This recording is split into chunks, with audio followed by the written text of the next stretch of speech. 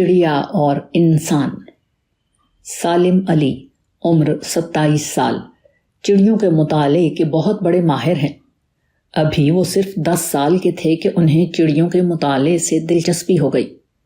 انہوں نے اپنی زندگی کا بڑا حصہ اس طرح گزارا ہے کہ ہاتھ میں دوربین ہے، ایک کندھے سے کیمرہ لٹک رہا ہے اور دوسرے کندھے میں ایک بیگ ہے جس میں ضروری سامان رکھے ہوئے ہیں، اور وہ بستی سے باہر چڑیوں کے مشاہدے اور مطالعے میں مصروف ہیں۔ کہا جاتا ہے کہ انہوں نے اس سلسلے میں جواہر لال نہرو سے بھی زیادہ سفر کیے، حتیٰ کہ لوگ انہیں چڑیا والا کہنے لگے۔ اس فن میں مہارت کی وجہ سے ان کو بہت سے ملکی اور غیر ملکی انعامات مل چکے ہیں۔ ہندوستان میں 2000 سے زیادہ اقسام کی چڑیاں پائی جاتی ہیں۔ سالم علی نے ان کا مطالعہ کر کے بہت سی کتابیں لکھی ہیں۔ ان کی ایک کتاب کا نام the hand book of Indian birds ہے۔ یہ کتاب انہوں نے 20 سال کے مطالعے کے بعد لکھی۔ ایک اخبار کا نمائندہ بمبئی میں ان کے مکان پر ان سے ملا۔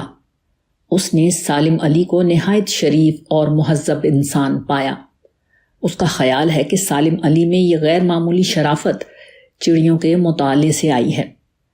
اس نے اپنی رپورٹ ٹائمز آف انڈیا 25 ستمبر 1983 میں لکھا کہ انسان کو زیادہ انسانیت والا بنانے کے لیے غالباً یہ تجویز کیا جانا چاہیے کہ چڑیوں کے مطالعے کو داخل نصاب کر دیا جائے۔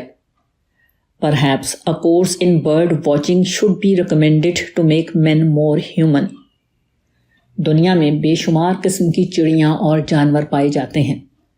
قدیم زمانے کا انسان ان کے بارے میں بہت کم جانتا تھا، مگر موجودہ زمانے میں زمین پر پائے جانے والے مختلف جانوروں کا وسیع مطالعہ کیا گیا ہے اور ان سے متعلق معلومات جمع کی گئی ہیں۔ جانوروں کے طرز زندگی سے انسان کو باخبر کرنے کے لیے آج کل مختلف ذریعے اختیار کیے گئے ہیں۔ جانوروں کے کھلے پارک اور چڑیا گھر قائم کرنے کا ایک مقصد یہ بھی ہے۔ حتیٰ کہ اب بہت سی یونیورسٹیوں میں جنگلی جانوروں کی زندگی کے مضامین باقاعدہ نصاب میں شامل کیے گئے ہیں۔ جانوروں میں انسان کے لیے بہترین نمونے موجود ہیں۔ ہر جانور نہایت صحیح فطری زندگی گزارتا ہے، جبکہ انسان بار بار فطرت کے راستے سے ہٹ جاتا ہے۔ انسان اگر جانوروں کی تقلید کرے تو یہی اس کی نجات کے لیے کافی ہو جائے۔